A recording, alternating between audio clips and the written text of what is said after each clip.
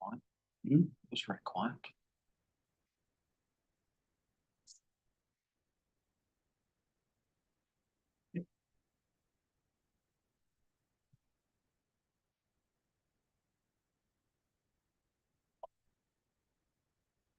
Here we are now. Okay, thank you. Okay, I call the PCAC the advisory committee to the NVTA to order. Today is January 22nd, 2025. There are some new members here, so I want to welcome them. Board member Spain from Arlington, welcome. And we also have council member Peterson from City of Fairfax. So welcome to you too. Right now, we don't have a quorum, so we are going to put the item that needs to be voted on at the end. And if we have another member, then we'll go ahead and do an official vote. Otherwise, I'll just do a little straw vote and just see how everybody feels about it. So it looks like just a call roll. I'm here. We just said board member Spain, Supervisor Walkinshaw, Councilmember Peterson is here. Councilmember Justine Underhill is joining us remotely in Falls Church. Okay, so the first item on the agenda is the summary notes of November 20th, 2024. Does anybody have any changes to those notes? Okay, hearing none, is there a motion? Oh, go ahead. That's an action item. Right, I know I'm going to do that. Right. So is there a motion to accept those notes? Someone want to make a motion? I don't think we can. Oh, we can. That's an action item. That's what you just told me. Never mind. Moving on. Thank you. Meeting calendar. So we can just look at the meeting calendar. I know we can't make an action, but it is on the third, I think, page there. And just to note, our next meeting is February 26th. In November and December, those two dates have been moved a little earlier because of the holidays, and they will start at 5 p.m. Okay. Policy 30, we're going to put that at the end because that needs to be voted on. So we'll just get to Mr. Jasper, the transportation planning and programming activities for 2025, CY25. Thank you so much, Madam Chair, members of the committee. Good evening. Purpose of this item is to make you aware of some of the topics we might be asking you to consider during the course of this calendar year. We are looking at both of our statutory primary responsibilities, which are to update our long-range transportation plan and to initiate the next update to our 6-year program, in other words, our funding plan.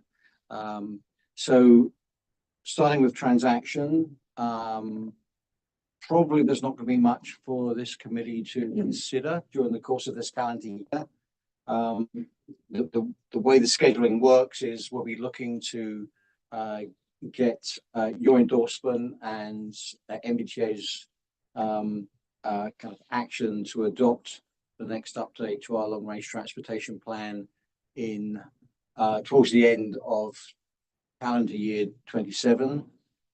So working back from that, it's a 2-year process, and then that's preceded by procurement and other so that procurement activity and the internal work will be starting pretty much with want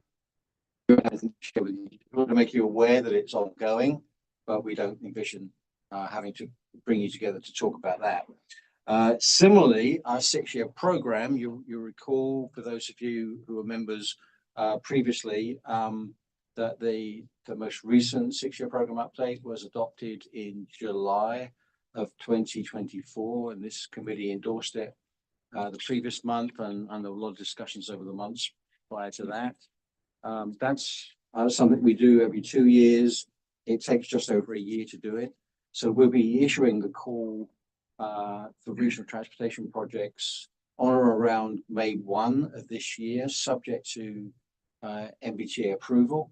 The application process will continue through the end of July, and a part of the application process relating to governing body resolutions will continue a bit beyond that as well. So by the end of this year, we'll be evaluating the applications, but it'll be too soon to bring them to you for consideration. So that's kind of in the pipeline for calendar year 26. So you asked the question, what are you going to be meeting for this year? And that's a very good question, because we don't like to bring you in for meetings just because we have a calendar that says you have a meeting. So there's a couple of things I want to make you aware of.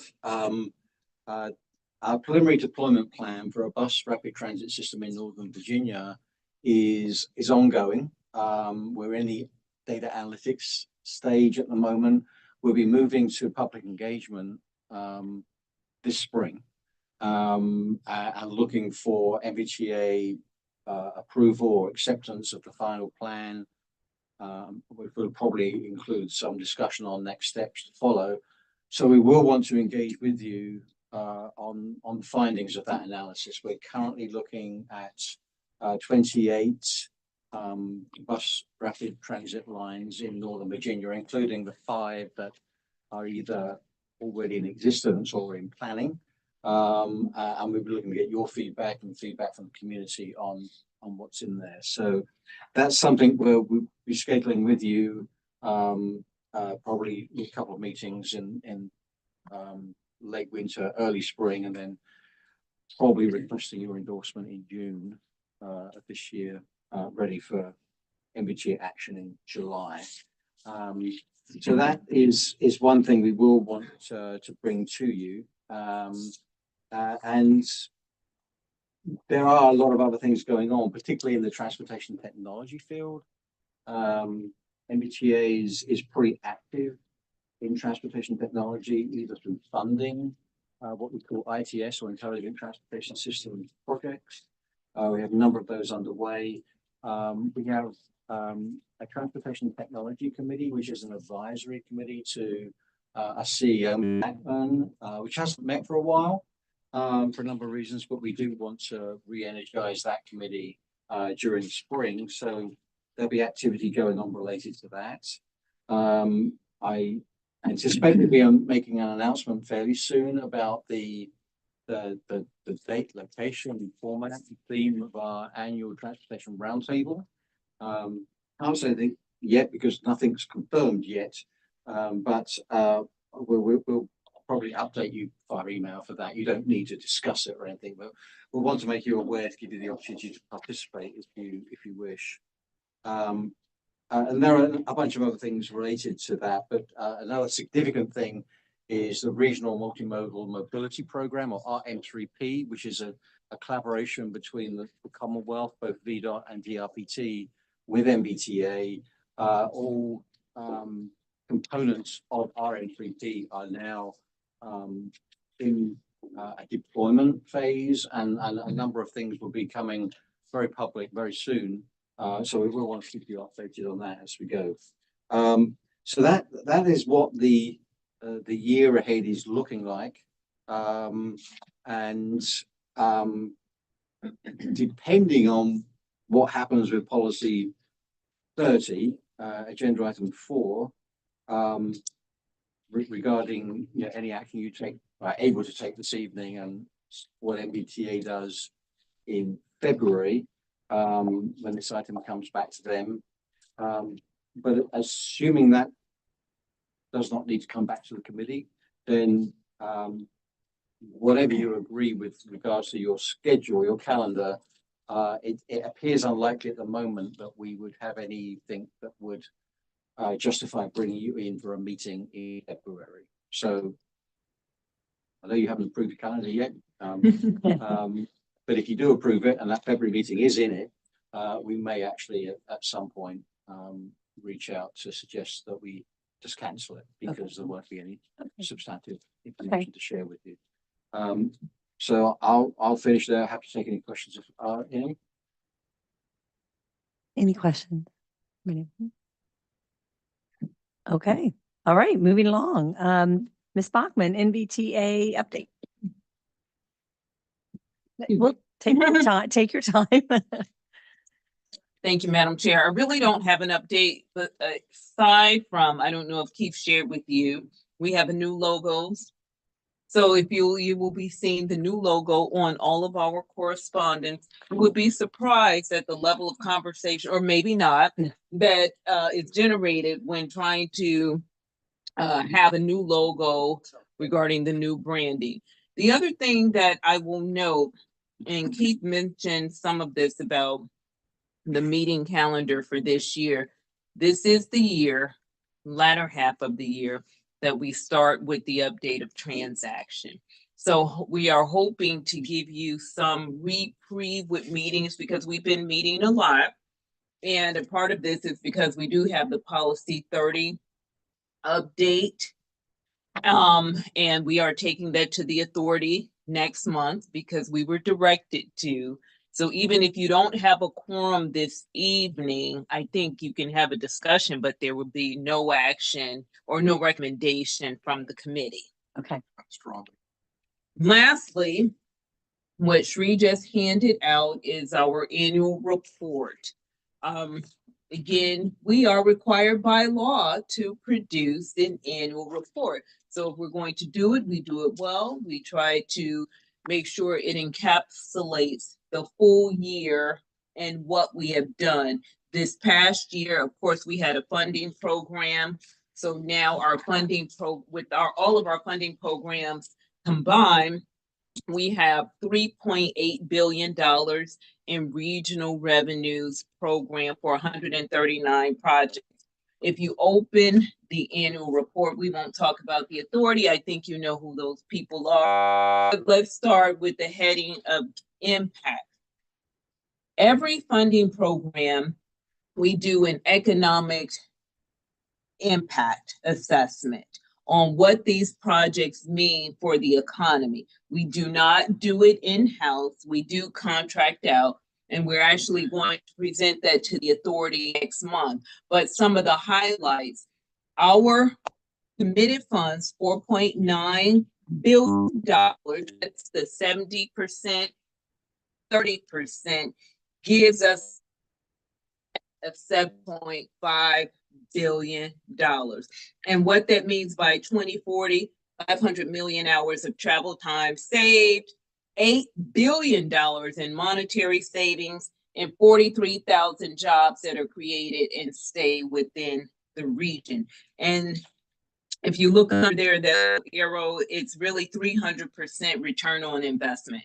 So we try to make sure that everyone understands, even though we're investing in transportation improvements and our priority is to reduce congestion, it goes much further than that. The other heading is process. You being the Planning Coordination Advisory Committee, well, the two of you are current, not new members. We have two new members and two members who are continuing. I don't want to get too much into the process because I have something special for the new members at a later time. I don't want to bore the current members, but talking about our process and how projects are funded. And of course, as a reminder for us, everything starts with transaction. The law requires that any project that we fund with the 70% be in the long-range transportation plan. And from there, we do the 6-year programs. The 6-year programs are done biannually, every 2 years. So the authority adopted one last year. So this year we're doing a call for projects. The one thing I will note, and it's not mentioned in the annual report because it's not an authority product, Smart Scale. I'm not sure how many of you are aware that the Smart Scale recommendations that OIP made came out last week. Please don't ask me what OIP stands for, Office of Intermodal Planning. Yes. And thank you. I can never remember the I. Planning and Investment came out last week. We're not doing well. Northern Virginia is not doing well in Smart Scale. So that's something I definitely want to take a look at. When I say not doing well, I think we have 4 projects out of 23 that are recommended for funding. 93 million, if my memory serves me correctly. Yeah, I want us to perform much better. And the reason why I mentioned that, in our 6-year program, we try to stagger after smart scale because I want the localities and agencies to be able to take advantage of every penny that's out there. And as a reminder, our funding bill says, and I'm paraphrasing, says just because Hampton Roads in Northern Virginia have transportation authorities, Commonwealth isn't absolved of its funding responsibilities to the region. So 4 projects, I think Arlington, Alexandria, Loudoun, and Prince William. Now let's see what's adopted, but I will tell you, we are trying to meet to determine, number one, what can we do as a region to put forth the best application? Because when I say 4 projects, we were not even awarded high priority program fund. And I'm like, this is Northern Virginia. Of course we have high priority projects. So what can we do? But then maybe we can have some recommendations as Smart Scale continues to evolve. And Madam Chair, that concludes my report. Okay, thank you. Any questions? All right, so we will move on to the policy 30 update and recommendation. Won't vote on it, okay? Thank you, Mayor Colbert. Many of you have seen this policy evolve Mhm. over time. 2 members, obviously you haven't. There is years of history behind this, but recognizing that for every 15 minutes of time, we're probably losing 1 to 2 degrees of temperature. I won't go through all of it, but I do want to make sure you know, if you have any questions, ask me. To kind of recap the staff report, the background section of it, the question of funding cost overruns, underestimates was addressed back in 2015, 2016. At the time, the authority was relatively new, receiving revenue from House Bill 2313, and had decided to take a percentage of that and tuck it away in a contingency fund. Then the policy development, which was what are the guardrails on the use of the contingency fund, started to be worked on. It was worked on by committees such as this. Most importantly, it was worked on by a special committee by the CEO, as well as the RJAC, Regional Jurisdiction and Agency Coordinating Committee. Essentially, what they found was there are so many unknowns, and ultimately funding a cost overrun becomes a risk shift from the project sponsor, the applicant who proposed the project, to the authority. A couple of very important data points in that was, number one, nobody could in 15-16, nor since has been able to identify a funding stream such as the authority that allows a project applicant to come back and say, my project's more expensive than I thought it was going to be. I told you it was fully funded. It's now not, et cetera, et cetera, et cetera. Projects can change their characteristics, which would be a reason, you know, to come back and apply for more money. At that time, 47 issues were identified that would have to be addressed in a policy to allow funding of cost overruns and underestimates and still protect the authority. So with all of that staff work involved, in the report, the 2016 report is actually attached as an attachment. What I'd like to do, with your okay, and you know, feel free to ask questions, is to go to the actual policy. Back in July, the authority, when approving the 2-year update, there was a controversy over a project that had previously reported to staff that it was fully funded. It wanted to come back for more money. There was a discussion of transferring funds between projects, you know, to allow that to occur. These questions have come up over 10 years. They seldom, like, frankly, get to the electeds, be it at a committee level or at the authority level, because usually we can work something out. Proposed policy leaves that in place as an avenue, obviously. One of the concerns with transfers between projects is if a project sponsor knows that their project is becoming unfeasible, which does happen. We don't want them transferring money off of it to another project and then say, oh, well, we can't do this project. Oh, and it has no money left on it. So again, a lot of this development is about risk shifting. In July, given the controversy over the fact that request was made for funding overruns, underestimates, other project sponsors, jurisdictions had kind of gone with the previous verbal guideline, and did not submit requests. So they were a little unhappy. We were directed to come back before the end of the year with a policy to address the situation. We went back to the authority and said, okay, you want a policy to address a situation. We brought up the 15-16 study, said, you really need to give us some guidance. Are we writing a policy to enable this, in which case December is probably not a practical timeline, considering the last time we looked at this, it took almost 2 years. But here's your options. If the policy is to say no, then we can have it done in December. If the policy is to say no, but leave an avenue for a petition, staff recognizes that elected officials do not like to be boxed into a corner. So the third option was the policy is to be more liberal than no, and therefore we're going to need a lot more time, and we're going to have to address these issues that were identified previously. At that meeting, the authority directed us to move forward with a policy of no. Quite frankly, they said a strong no. And with a petition process that has a very, very high bar and should not expect to be used on a routine basis. Really kind of set up for those very unique situations that could not have been anticipated. Through this process, and on the first page of the staff report, it lists the committees that this discussion has gone through already. And one of the things that keeps happening is everybody plays the scenario game. But what if in this situation, and what if in that situation? And it will inevitably happen in our discussion tonight at some point, I'm sure. And I will be upfront with you. I will try to deflect that at every point, because once you start addressing scenarios, you're kind of setting, some sort of parameter expectation.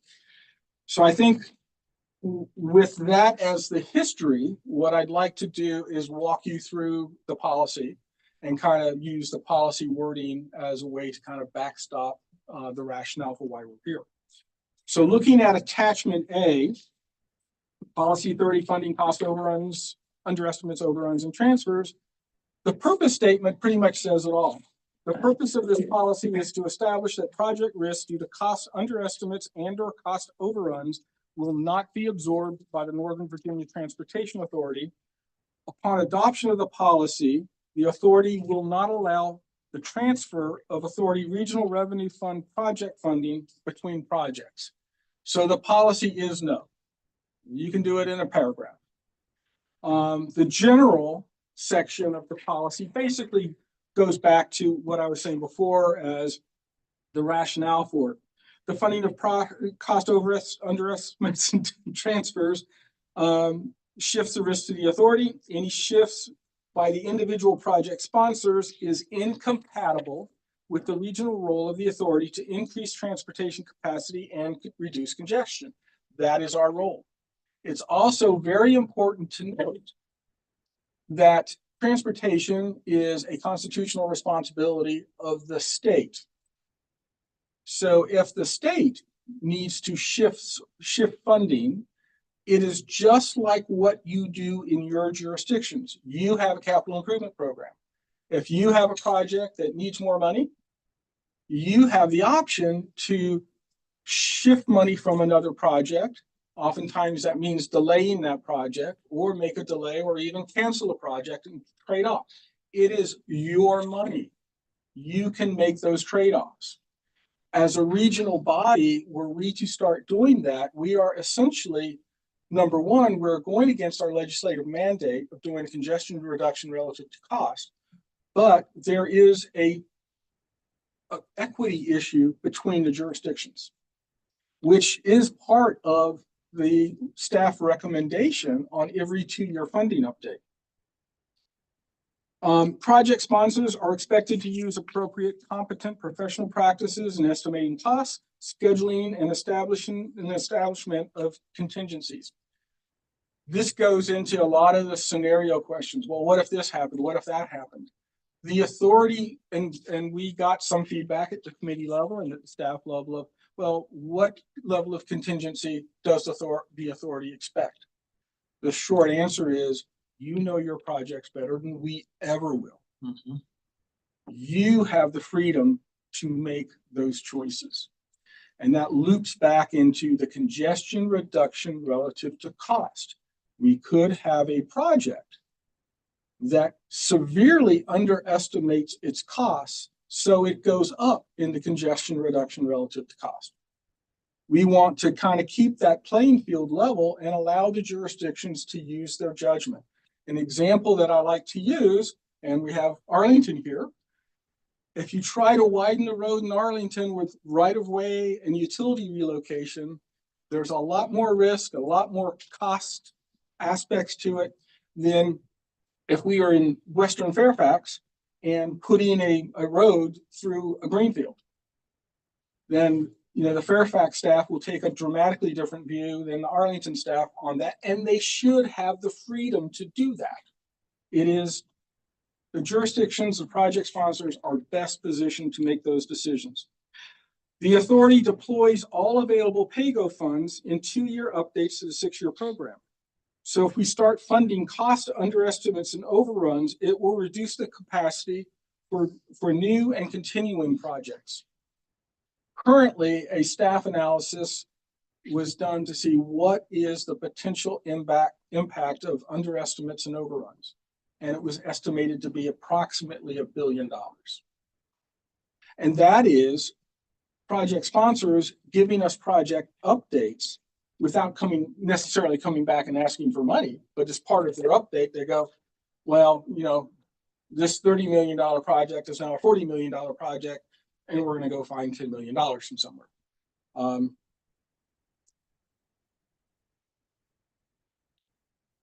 Project funding decisions by the authority are the culmination, and PCAC will see this a lot. The new members, you will see this a lot, as Mr. Jasper had noted. The transaction update and the 6-year program updates, you will be active in a lot of this. The culmination of a comprehensive evaluation process that is applied consistently across all project funding applications using quantitative and qualitative measures combined with a formal public comment process. This evaluation process is compliant with our statutory responsibilities. If we start changing those funding allocations after this committee has done its work, other committees have done their work, and the authority has done its work and made its decision, you may be going back to a funding program that is 4 to 6 years old. In essence, we really should run all the modeling all over again for that, in order to make sure that the authority is still getting the congestion reduction relative to cost. The funding of cost underestimates, overruns, transfers will bring into question prior funding decisions, which are completed within the parameters required by the state code. That's kind of reinforcing what I had just said. So that's kind of a high level of the background of why the no is not only a no, but it's meant to be a hard no. The one way to make sure that nobody gets harmed and the authority stays within the statutory lane is to not do this. That was kind of the lesson from 15-16 as well. So petition for a policy exemption. Again, we were told, make it a high bar, don't make it something that's used frequently. So we start off with project sponsored petitions for policy exemptions are not encouraged. There is a, CFO tends to get a little blunt in their language. Project sponsored petitions for policy exemptions will be examined rigorously, and we'll go into why there is a necessity for that. Project sponsors are encouraged to discuss project difficulties with the Principal of Transportation Planning and Programming, Mr. Jasper, and CFO, myself, as soon as practical for all parties to attempt to find alternative solutions. It's not really part of a formal petition process, but we wanted to put in black and in white that we want to continue to solve problems like we have been able to do previously in many of these circumstances. 3D, the wording in 3D is very intentional, extremely intentional. It is the responsibility of the project sponsor to only submit a petition for which the project sponsor believes it can proficiently demonstrate factual circumstances supported in currently available and detailed records. In other words, don't come to us with a petition full of a lot of what ifs and whatevers. The real wording, though, is the following: demonstrating project conditions that are unique, extraordinary in circumstance, and could not have been anticipated. So some of the prior scenario gains, inflation, you may not be able to anticipate when it's going to happen or how much, but you can anticipate it is going to happen. And it's not unique. Trade problems, logistics problems, not typically unique to a project, should be able, at some level, should be able to be anticipated with the contingencies. So that wording was very, very well vetted, I would say. A reminder, the authority has the sole right and responsibility to determine the regional revenue funds within the parameters and process required by the Code of Virginia. One of the reasons this line is in here is project sponsors sometimes like to think of the awarded money as their money. And it is to use on that project. Each project ends up with what we call a standard project agreement, which is in essence a contract. That contract does not allow somebody to take the money and use it somewhere else. All petitions for exemption under this policy will be presented to the authority for final determination. So yes, we can have a discussion with some what ifs, but if you file a petition, we are going to be transparent with it and we are going to complete the process with it. Petitions must be presented and considered as part of and within the project selection process for the next available 6-year program call for regional transportation projects, or 6-year program update. That's that 2-year cycle. That is because that is our modeling opportunity to put that request in the congestion reduction relative to cost model, as well as all the other factors that go into the staff recommendations and the authority, ultimately the authority's deliberation. Petitions received after the current call for projects will not be reviewed until the next one. Again, we are now, if we are going to have a petition process, we can't run the risk of a petition slowing down the 2-year update and slowing down everybody else's award. Petitions must be submitted in this process to the CFO and Mr. Jasper to provide an orderly examination and comprehensive NVTA staff reviews, facilitating a recommendation to the CEO.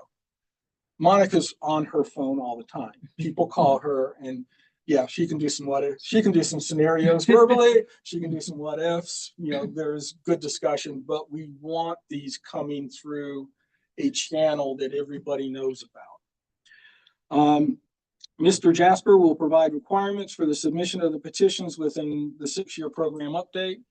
I kind of say with this line, I kind of outsourced the hardest part of developing this process is to develop the procedures within the 2-year update. We're not documenting those yet. There'll need to be some, work done on that. At its sole determination, NVTA may use the services of independent outside consultants of its choosing on an on-call basis to fully examine the petition, And the cost of the on-call consultant used for the petition will be paid for by the project sponsor. A big aspect of this policy development was what potentially could be the staff demands to examine and go back and look at this. And just like we don't have the expertise to tell a project sponsor what their contingency should be at the application stage, we don't have the expertise to judge whether the right decisions were made during that development process. So we'll get unbiased third-party information. There are firms out, consulting firms that go out and do that work, and that will become part of the formal evaluation. Likewise, should the region be paying for that for a project? Project petition reviews will be dependent upon the promptness, completeness, clarity of the project sponsor responses to NVTA inquiries. Such inquiries must be expected to be in-depth and thorough. Part of this is practical lessons.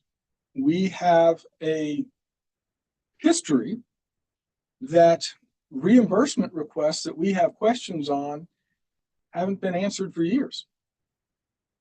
In that case, at least, the money is still in our bank.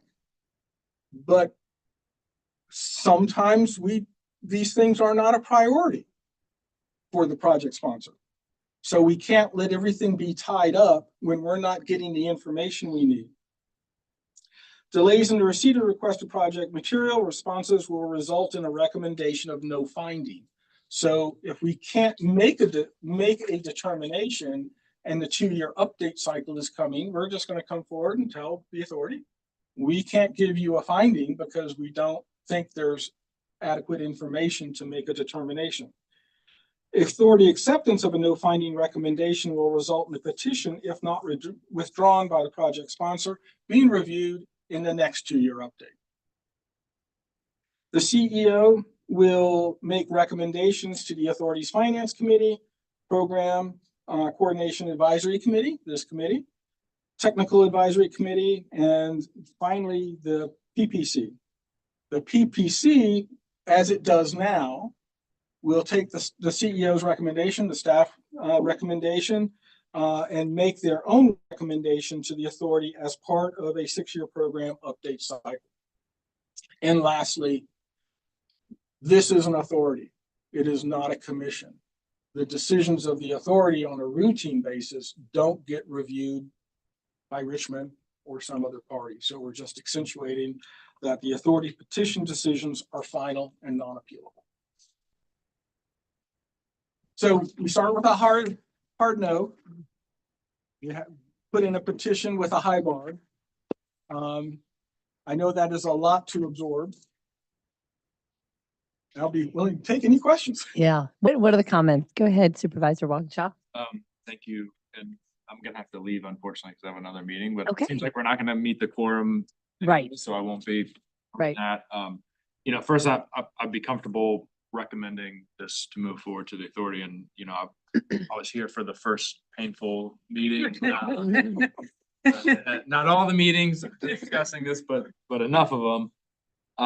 And I guess the question I have kind of goes back to something you said early on in your presentation, Michael, where you, I think, created a distinction between a project with cost overruns or cost overruns on a project and a change in the characteristics of a project.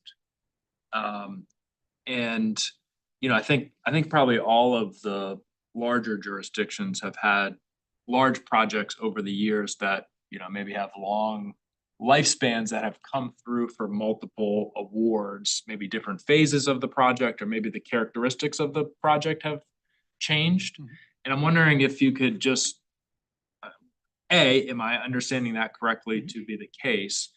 And B, what is the distinction between that I just described and a cost overrun? So if the project characteristics, we've had project sponsors approach us and say, I've got an opportunity to link other things with this. And I want the flexibility to do that.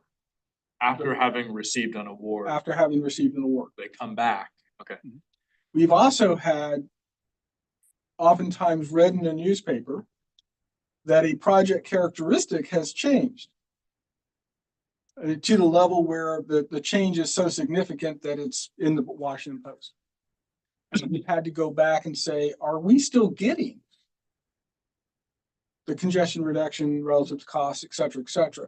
In those cases, we will remodel the project. The project sponsor pays that cost. It may be, instead of having certain turn lanes or roundabouts, they want to switch one turn lane with a roundabout or something like that. When you look at it in the scale of the project application, it's a major change to the project as originally proposed. Sometimes it saves money. I mean, those are pretty non-controversial. Sometimes it improves the characteristic of the project. So that's an evaluation period process that the planners will go through.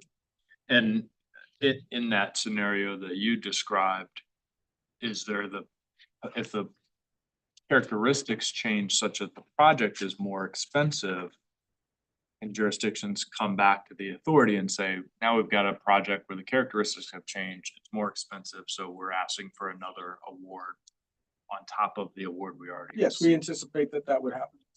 And that does happen. It has happened. Has happened. And then you think that differently than a cost overrun on a project where the scope more or less is been It's the same. And similarly, are there projects that have received, maybe very large projects have received separate awards for different phases of the project?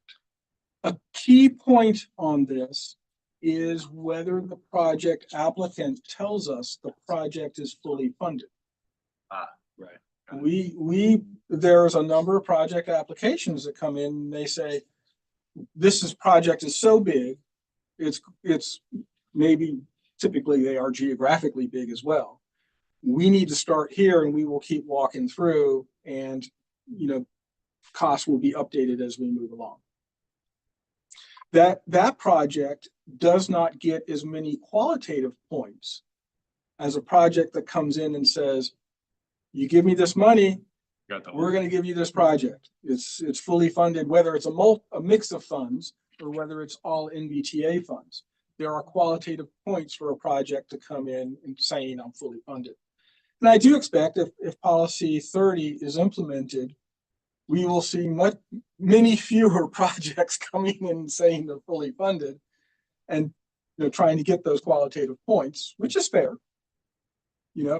In the case of the example from July, the project application in two places, mathematically, it showed it was fully funded. And the project applicant actually stated they didn't state that they were fully funded. They said if they received the funding, they wouldn't come back for more funding. So it was pretty clear when you combine the two, mathematically it's there. And with that statement, it would have gotten those additional points. Thank you. Apologize. Sure. Thank you for coming. Okay. Bye-bye. Does anyone else have questions? Either of you? This is a lot to absorb. I understand. I know. I don't have I want to say something. I hear. You hear it? Yep. Great. So day 22 on the job for me. And I'm fortunate enough that the staff at Arlington has been able to update me a little bit on what's been going on with policy number 30. I would just, to like my colleague here who just departed, I think I am inclined to support the policy. I know we're not in taking votes or anything at this time, but I will just say of everything you've stated here today, when our inability to fund new and continuing projects comes into jeopardy because, I'll call it like this, perhaps a certain level of incompetency along the way. I think that that produces a lot of challenges. And so I think what we have here is something that is a good policy. Again, I wasn't here last year for all the bells and whistles, but for all that I'm hearing today, I don't have any major outstanding questions I like what I see here so far, and I think that's where, you know, Arlington is. We like what we're seeing here. So whatever that's worth until we get to a point to where we can actually have a vote and maybe have more discussion. That's where we're at. Okay. Okay, thank you. Okay. Any comments? Just have one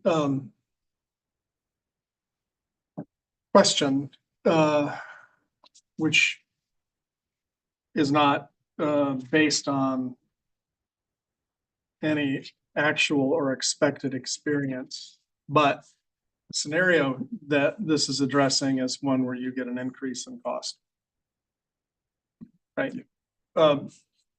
Circumstances can also result in decreases in cost. We have approximately $42 million of project closeout with remaining funds. That's, you know, for $3.8 billion, that's, I mean, it's still more than my monthly mortgage payment, but you know, when you compare it to 3.8, it's not that big a number. Part of that is actually by design. When we started with HB 2313 and as a staff tried to figure out how do we make this money most effective for our jurisdictions, because our purpose is to actually put this money in your jurisdiction's hands to reduce congestion in whatever form you apply to do it in. So one of the decisions we made was to not put an expiration date on the money. So we are typically the last funding tranche to be used.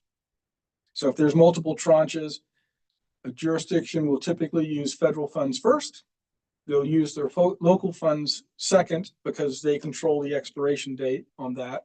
And then they will kind of back clean up with ours. So we do get projects coming in, and sometimes they've come in significantly below, have turned millions of dollars in. You know, to Supervisor Walkinshaw, you know, VRE came in with a project because they were able to change some of the engineering and some other factors that happened literally down the track. They came in with they closed the project, gave us the attributes that the authority had asked for, and it was close to a 50% reduction in overall cost. So it happens, and I think to a fairly significant amount. That money, by the way, goes back into the regional revenue fund pot and then goes through another 2-year update cycle to be determined how it's used. Is there any penalty to the jurisdiction that reduces the cost and sends money back because it has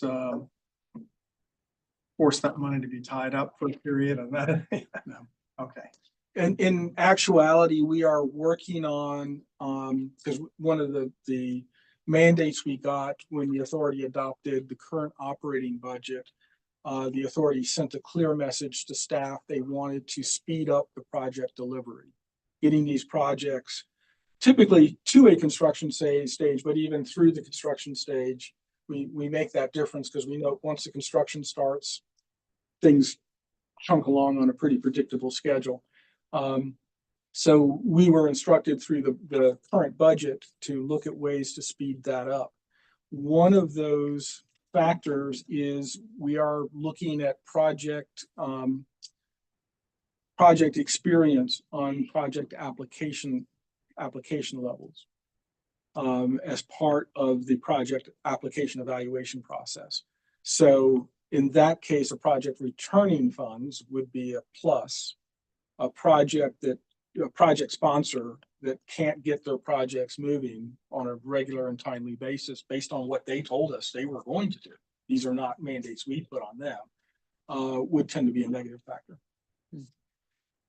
And to build on that sort of intermediate scenario where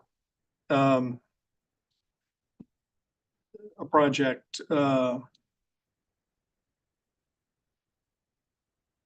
is delayed in order to be redesigned in order to accelerate its movement to construction, for instance, to remove a conflict that exists. So that could result in no change in cost or a reduction in cost, but it could result in the short term in an increase in time, but in the long term in an actual reduction because it accelerates everything that will follow from there forward. Is that a plus? Is it a minus? How is that treated? It's neutral. If we understand what's going on, communication is a big factor. As new members, I'll also note that we do something somewhat unique. The authority, because we fund the entire amount of a project in its first appropriation. Knowing that, Request. Yeah. Yeah. so if the authority approves a project that's going to take 10 years and be $10 million, rather than do 10 annual appropriation, we do one appropriation for the $10 million, knowing it's going to take a time for that project to spend out. What that does is it creates cash that somewhat sits idle. We originally projected that amount would be about 450 million. It's currently touching on 2 billion, which is too much. So there's too many of those delays. What we have done in order to make lemonade out of lemons, the authority in over the years has allowed us to invest in a lot of sophisticated stuff, and we have the staff talent to have a very active fixed income portfolio. The income from that portfolio, that $2 billion, is actually our second largest source of revenue behind sales tax. Now, I have the weirdest CFO's job, definitely in the East Coast, probably the nation, if not the universe, in that I want a smaller balance sheet. Because the smaller the balance sheet is, the more congestion, transportation options that the region has.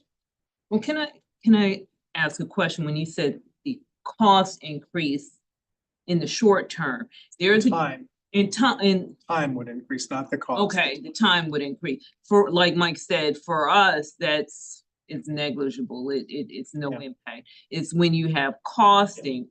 Sure.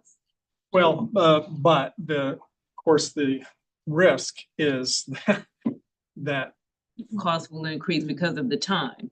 precisely, and I'm curious on that point. In the last few years, when we saw the uptick in inflation and the cost of construction going up, I'm sorry.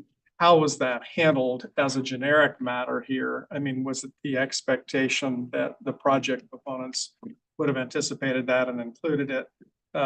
And did that happen, or did they miss it? And were they penalized because of missing it? Well, we're adopting 2-year updates to a 6-year program. Yeah. Well, and before I go into that, let me loop back. I want to complete the thought on the portfolio.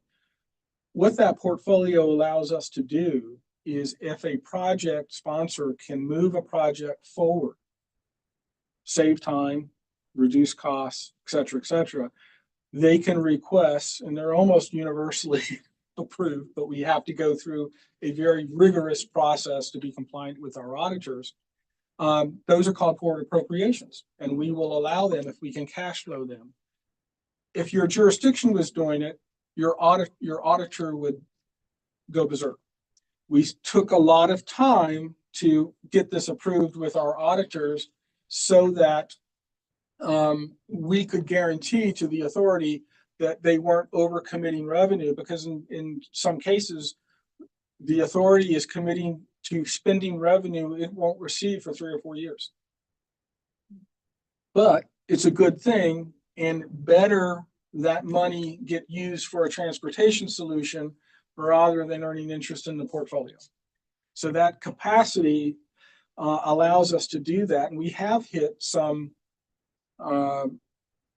large project demands that, were we to finance them, in other words, were we not to do a forward appropriation, we would be sending $100 million over 20 years to New York in interest payments. So did I answer all your questions? Well, the one hanging point is inflation. And right now, I think we're all trying to do our best to understand what we've got ahead of us and what the implications of that will be going forward. I mean, there's uncertainty here, and I guess maybe the question is how you handle uncertainty in the midst of all this, because it certainly could lead to cost overruns that are unanticipated and uncontrollable, but I don't know. But it's not unique. Right. And I will note, it's not unique. Inflation will pretty much hit all the projects equally. Yeah. Okay. We have the Regional Jurisdiction and Agency Coordinating Committee, and I had I have discussions at that forum monthly. But I took the opportunity as inflation was starting to bump up, it hit recent historic levels. But even those historic levels were only historic in the last 10 to 20 years. If you go back and look 30 or 50 years, yeah, they're high, but they're not historically high. And even virtually, and before virtually when we met in person, I could see that I was one of the few people in the room that didn't have a full head of hair, and what I had wasn't the brown color it used to be. And so I started telling them, you folks need to understand, you have come into the professional world in an era of artificially low interest rates and inflation rates, because those low interest rates, I said, as that starts to change, you really need to pay attention to your contingencies for inflation. You can't do it. It's 1-2%. And I think that's really the trade-off. We don't have a contingency limit or a contingency requirement. However, there is the expectation that project applicants build in a contingency when they submit. For us, it gets a little dicey because by code, we are required to give priority to the projects that have the greatest level of congestion reduction relative to cost. That's where we see project sponsors wanting to keep the costs down. But where Mr. Longe alluded or stated previously, it's much better to ask for a little more than being in the position of having to come back. On issues like inflation, and there could be others, do you proactively recommend, as a matter of guidance, contingencies for your project applicants to consider? Well, as noted earlier, I was concerned about inflation, having had more cycles around the sun than many of the staff that we were talking to and interacting with. So I did try to give early warnings on that. A feature of inflation, though, is the authority's largest source of revenue is sales tax. Sales tax actually benefits from inflation. To some extent, high inflation increases the amount of 30% funds going to the jurisdictions, which then gives them a bit of additional tool to counteract it on their fixed projects, the 70%. Every dollar that the authority gets in revenue, we split 30-70. The 70% funds the projects we're talking about, the 30% goes to the jurisdiction just to be used for transportation. So I'm new. Welcome. Thank you. Although just in terms of being new, just in terms of cycles around the sun, I will note, I used to literally ride horseback where this building is built. So I've seen a few cycles of the sun too, but I mean, everything sounds well considered and reasonable, but given that we're not taking a vote here, this is an opportunity for me to go back home and double check with the crew on this. But I personally find it pretty helpful to understand kind of the lay of the land here, because I think it's very helpful for us in terms of how we manage things going forward. I mean, there are going to be various things to consider, as we go forward. So it's great to have eyes wide open as we do that. Right. Good questions. Thank you. That's great. And then we have Councilmember Underhill online. did you have any questions? Can you hear me? Barely. We're gonna maybe turn you up. All I was going to say is I've been following along. This has been a really interesting discussion, and I'm generally supportive of the proposal. And I know there won't be a vote tonight, but everything has sounded okay to me. Okay.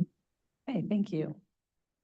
Yeah, right. And I've been in several meetings, listening, and thinking about this. And I think you have to have a policy like this to protect yourselves, to protect really all the jurisdictions. Because if you start funding the overfunds or underestimates, overruns, others are gonna suffer, and so that doesn't make sense to me. So I think it is a fair way of doing it. And I think you all obviously took great care in the wording. I know, I was like that one part that you called out, that, wow, there's a lot of words in there that I'm sure were very carefully chosen, but that's great. You have to do that. So I'm definitely, I would recommend this. I think it's smart though to go back to our jurisdictions and just kind of, show it to our staffs and stuff. But I think at this point I would recommend it. I know we're not taking a formal vote, but okay. Anything else? All right, and I think that was the last item on the agenda, and we'll just wait. We don't know if we're meeting February 6th, I understand. Is that correct? We'll find that out later. Okay, excellent. All right. Anything else? Did it look like anybody wanted to say anything? Well, Council on, member? policy 30, is it time sensitive such that action needs to be taken in February or? It is going to the authority at their February meeting, but as a straw vote, if you will, I mean, I interpret 4 expressions of support. And I think it's very reasonable as a a newly elected member from the city for you to go back and check with Ms. Block Sanford. And, I would assume it's fair to say there was no opposition and one member wanted to check their jurisdiction staff. Yeah. Without naming the jurisdiction. Right. That's Shift, just so we can be clear, are we at some point in time as this committee going to take a vote on this, or that what you were just clearing up? If the authority, we were directed to come to back the to authority in for February. February for them to take action. Okay, Right. gotcha. Right. Yeah. Right. And like you said, since there's no opposition and we're a recommending body, then. But probably there's make- no formal vote. Exactly. Right. Okay. All right. Well, thank you for going through it with us. That was great. Well, thank you for your time on it. Right. Okay. All right. Well, meeting adjourned.